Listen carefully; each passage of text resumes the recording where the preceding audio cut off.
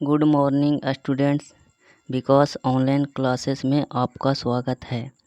आज हम लोग पढ़ेंगे प्रकाश का परावर्तन एवं अपवर्तन के पीवीआई क्वेश्चन जो बोर्ड परीक्षा के लिए इम्पोर्टेंट है।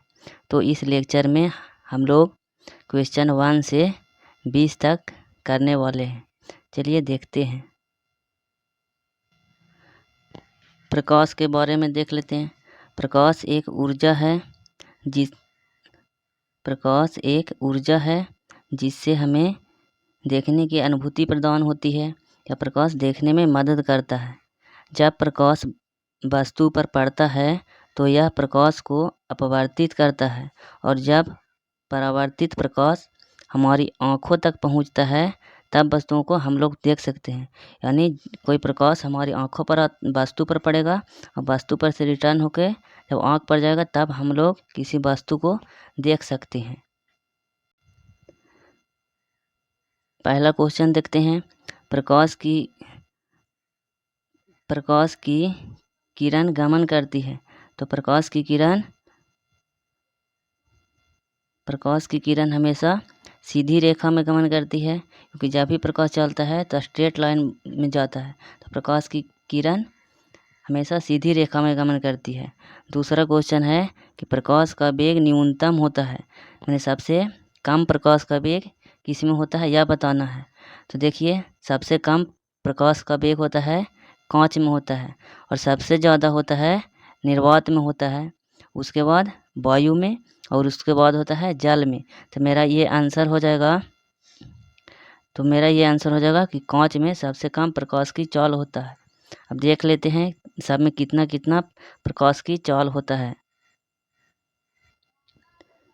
देखिए, निर्वात में सबसे ज़्यादा प्रकाश की चाल होता है 3 गुना 10⁸ मीटर पर सेकंड सबसे ज़्यादा होता है निर्वात में। वायु में भी लगभग समान ही होता है 3 गुना 10⁸ मीटर पर सेकंड, लेकिन इसे एग्जैक्ट होता है 2.96 × 10⁸ मीटर पर सेकंड। इसके बाद होता है पानी में प्रकाश की चाल होता है 2.25 गुना 10⁸ मीटर पर सेकंड होता है। और उसके बाद सबसे कम होता है कांच में होता है 2 गुना 10⁸ मीटर पर सेकंड। ये तो हुआ प्रकाश का वेग। हम लोग को याद कर लेना है ये कि अपवर्तनांक भी याद रखना है। सभी का हम लोग को अपवर्तनांक याद करना है। तो निर्वात का अपवर्तनांक होता है कितना? तो निर्वात में होता है 1, वायु में होता है 1.003, यानी जो दोनों का मान लगभग एक ही होता है। अपवर्तनांक दोनों लगभग बराबर होता है। पानी का अपवर्तनांक होता है 1.33 और कांच का अपवर्तनांक होता है 1.51। एक हमें याद रखना, ये हीरा का अपवर्तनांक होता है 2.42 हीरा का अपवर्तनांक होता है। अगला क्वेश्चन देखते हैं, क्वेश्चन नंबर 3। तो मोटर गाड़ी के चालक के सामने लगा रहता है। कौन सा दर्पण है जो चालक के सामने लगा रहता है पीछे के दृश्य को देखने के लिए?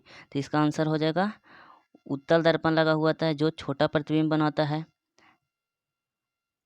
ये क्वेश्चन नंबर 4। मोटर कार के हेडलाइट में किसका उपयोग किया जाता है सीधा लाइट मारने के लिए? तो ये होता है अवतल दर्पण का उपयोग होता है। दोनों का उपयोग देखते हैं। देखिए, अवतल दर्पण का उपयोग हम लोग कहाँ कहाँ करते हैं। एक है हजामती दर्पण के रूप में होता है अवतल दर्पण का उपयोग। टॉर्च और वाहनों के हेडलाइट में करेंगे, सर्च लाइट में भी करेंगे और रोगियों के नाक, कान और गला के उपचार में करेंगे, जो बड़ा करके देखने में काम आता है। सौर भट्टियों में और सोलर कुकर में अवतल दर्पण का उपयोग करते हैं। अब उत्तल दर्पण का उपयोग देखते हैं। तो वाहनों के साइड मिरर के रूप में, साइड मिरर जो पीछे का दृश्य देखने के रूप में होता है। इसको टावर लाइट में और गाड़ी के पास से दर्पण दोनों एक ही है, यानी इसको पीछे के देखने में यूज होता है कौन सा? उत्तल दर्पण का, जो हमेशा वस्तु का प्रतिबिंब छोटा बनाता है। दोनों दर्पण का उपयोग हम लोग देख लिए। चलिए नेक्स्ट क्वेश्चन देखते हैं। नेक्स्ट क्वेश्चन है मेरा कि समतल दर्पण द्वारा बना प्रतिबिंब कैसा होता है? तो समतल दर्पण में समतल दर्पण में वस्तु का प्रतिबिंब होता है जो बराबर बनता है और कैसा बनता है, काल्पनिक बनता है। काल्पनिक यानी कि इसे आभासी भी बोल सकते हैं। और आभासी प्रतिबिंब हमेशा कैसा होता है, आभासी प्रतिबिंब सीधा होता है। देखिए पिक्चर में देखते हैं। देखिए ये समतल दर्पण के सामने एक लड़की खड़ा है। यहाँ पे ये समतल दर्पण है, इसके सामने एक लड़की खड़ा है जिसका प्रतिबिंब बराबर बन रहा है। ये एक फल रखा हुआ है, इसका भी प्रतिबिंब जितना बड़ा है उतना ही बड़ा बन रहा है। और एक याद रखना है, ये सीधा बनता है और पार्श्व उल्टा बनता है। पार्श्व उल्टा, पार्श्व उल्टा का मतलब होता है लेफ्ट वाला राइट बनता है और राइट वाला लेफ्ट के जैसा बनता है। तो 5 का आंसर हो जाएगा कि इसका 5 का आंसर हो जाएगा कि काल्पनिक इसका प्रतिबिंब बनता है। क्वेश्चन नंबर 6 है, लेंस की क्षमता का एसआई मात्रक क्या होता है। तो लेंस की क्षमता का मात्रक होता है डायोप्टर, जिसे डी से निरूपित करते हैं। और प्रकाश की किरणों का पथ दर्शाने वाले चित्र को किरण आरेख कहते हैं। जो चित्र बनता है उसे किरण आरेख कहते हैं। क्वेश्चन नंबर 8 देखते हैं, 2D क्षमता वाले यानी किसी लेंस का पावर है P बराबर दिया है, P बराबर दिया है 2D। तो P बराबर फार्मूला होता है 1/f फार्मूला होता है। तो हमको f निकालना है तो f बराबर निकाल सकते हैं, तो 1/p हो जाएगा।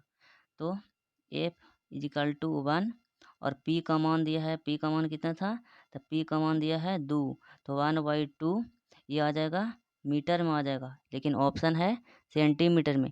तो 1/2 में 100 से मल्टीप्लाई करेंगे तो कट के आ जाएगा 50, यानी कि आंसर क्या हो जाएगा 50 सेंटीमीटर हो जाएगा। तो इसका आंसर हो गया 50 सेंटीमीटर।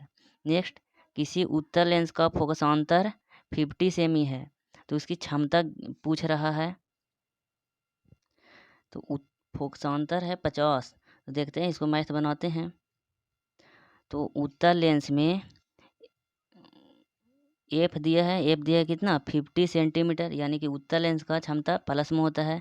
तो 50 को सेंटीमीटर मीटर में बदलेंगे तो 1/2 मीटर हो जाएगा। अब देखिए इसको पूछा था पी बताइए, तो पी बराबर होता है 1/f। तो 1 तो था और एफ का मान 1/2 रखेंगे तो 2 ऊपर चला जाएगा, यानी कि 2 आया तो 2 डायोप्टर हो जाएगा आंसर। इसका आंसर हो जाएगा +2 डायोप्टर। प्रकाश की किरणें को समूह को क्या कहते हैं, तो प्रकाश की किरणों के समूह को किरण पुंज कहते हैं। एक सीधा आता है जिसको किरण बोलते हैं, और बहुत सारा जब आता है तो इसे प्रकाश के किरणों के समूह को किरण पुंज कहते हैं। उत्तल लेंस की क्षमता होती है, तो उत्तल लेंस की क्षमता जो होती है, उत्तल लेंस की क्षमता होती है प्लस में, यानी कि प्लस पॉजिटिव होता है। तो इसका आंसर हो जाएगा धनात्मक। अवतल लेंस की क्षमता, तो अवतल लेंस की क्षमता होता है ऋणात्मक, जो भी क्षमता होता है अवतल लेंस का माइनस में आता है। नेक्स्ट है, उत्तल लेंस को क्या कहते हैं, तो उत्तल लेंस को अभिसारी लेंस, क्योंकि उत्तल लेंस में जितना प्रकाश की किरण सब आता है सब एक बिंदु पर क्या होता है, मिल जाता है, इसीलिए उत्तल लेंस को अभिसारी लेंस कहते हैं। देखिए इस चित्र में ये लेंस है, ये प्रधान अक्ष है, इसमें जितना सारा किरण आएगा सब क्या हो जाएगा, सब फोकस पर मिलेगा, तो एक बिंदु पर मिलता है, इसीलिए उत्तल लेंस को अभिसारी लेंस या कन्वर्जिंग लेंस कहते हैं। अवतल लेंस को कहते हैं, तो अवतल लेंस को हम लोग अपसारी लेंस कहते हैं, क्योंकि अवतल लेंस जो होता है जितना प्रकाश की किरण आता है सीधा आता है तो इसको क्या करता है, फैला देता है, प्रकाश की किरण को सब डाइवर्ट कर देता है, इसीलिए इसको अपसारी लेंस कहते हैं। देखिए ये अवतल लेंस है, इस अवतल लेंस में जितना प्रकाश की किरण आया है यहाँ से आया तो क्या होता है, फैल जाता है, तो इसीलिए अवतल लेंस को अपसारी लेंस या डाइवर्जिंग लेंस कहते हैं। नेक्स्ट है, निम्न में से कौन सा पदार्थ लेंस बनाने के लिए प्रयुक्त नहीं किया जाता है, तो जल का उपयोग करते हैं, कांच का भी करेंगे, प्लास्टिक का भी करेंगे, मिट्टी का हम लोग नहीं करते, तो आंसर हो जाएगा मिट्टी, क्योंकि ये अपारदर्शी वस्तु है, इसके इस पर से उस पर नहीं देख सकते, इसलिए मिट्टी का उपयोग नहीं करेंगे। नेक्स्ट क्वेश्चन, क्वेश्चन नंबर 16, किस दर्पण से हमेशा वस्तु का छोटा प्रतिबिंब बनता है? तो छोटा प्रतिबिंब हमेशा बनता है उत्तल दर्पण में। उत्तल दर्पण में कहीं भी हम वस्तु को रखेंगे तो उसका प्रतिबिंब कहाँ बनेगा? इधर रखेंगे तो उसका प्रतिबिंब हमेशा छोटा बनेगा। किस दर्पण से वस्तु का प्रतिबिंब बड़ा बनता है? तो बड़ा प्रतिबिंब बनता है अवतल दर्पण में। अवतल दर्पण में वस्तु का प्रतिबिंब बड़ा बनता है। अगर पूछे तो अवतल दर्पण में तीनों प्रकार का प्रतिबिंब बनता है, बड़ा भी बनता है, छोटा भी बनता है और बराबर भी बनता है, लेकिन इसमें अभी बड़ा प्रतिबिंब अवतल दर्पण में बनेगा। क्वेश्चन नंबर 18, प्रकाश के परावर्तन के कितने नियम हैं? तो प्रकाश के परावर्तन के हो जाएगा 2 नियम है। अब समझ लेते हैं परावर्तन क्या होता है और नियम कौन कौन सा है। देखिए ये सरफेस है, दर्पण है। जब प्रकाश एक सतह पर गिरता है तो अधिकांश प्रकाश वापस उसी माध्यम में लौट जाता है। ये आ रही है आने वाले किरण को आपतित किरण बोलेंगे। इससे टकरा कर जो किरण लौट गया है इसे परावर्तित किरण बोलेंगे। तो किरण आती है तो समतल से टकरा कर लौटती है, इसी परिघटना को प्रकाश का परावर्तन कहते हैं। ये बीच में जो डॉट डॉट है ये अभिलंब है। तो प्रकाश के परावर्तन के 2 नियम होते हैं। फर्स्ट होता है कि आपतन कोण और परावर्तन कोण बराबर होता है। ये देखिए यहाँ से आ रहा है किरण, ये अभिलंब है, इसके बीच में जो कोण बनता है इसे कोण आई बोलते हैं, यानी कि आपतन कोण बोलते हैं, ये आई हो गया। और जो किरण दर्पण से टकरा कर लौटता है और तो परावर्तित किरण इसे बोलते हैं। परावर्तित किरण और अभिलंब के बीच जो कोण बनता है उसे परावर्तन कोण बनता है, इसे और से डिनोट करते हैं। तो इसमें होता है angle I is equal to angle R, यानी कि पहला नियम है कि आपतन का कोण और परावर्तन का कोण दोनों बराबर होता है। दूसरा नियम हो जाएगा आपतित किरण, परावर्तित किरण तथा सतह पर अभिलंब एक ही समतल में होता है। देखिए एक तल है, तीनों एक ही ओर है, ये आपतित किरण है, ये परावर्तित किरण है और ये अभिलंब है, तीनों एक ही ओर है। तो यही हो गया दूसरा नियम, यानी कि आपतित किरण, परावर्तित किरण तथा अभिलंब तीनों एक ही तल में होते हैं। क्वेश्चन नंबर 19 देखते हैं। जब प्रकाश की किरण हवा से कांच में प्रवेश करता है तो क्या होता है? तो हवा देखिए ये मीडियम है, इसके ऊपर हो गया, यहाँ से ये अभिलंब हो गया नॉर्मल। जब कोई प्रकाश की किरण यहाँ से ऊपर साइड है हवा और नीचे है कांच, तो ये था हवा होता है विरल माध्यम और कांच होता है सघन माध्यम।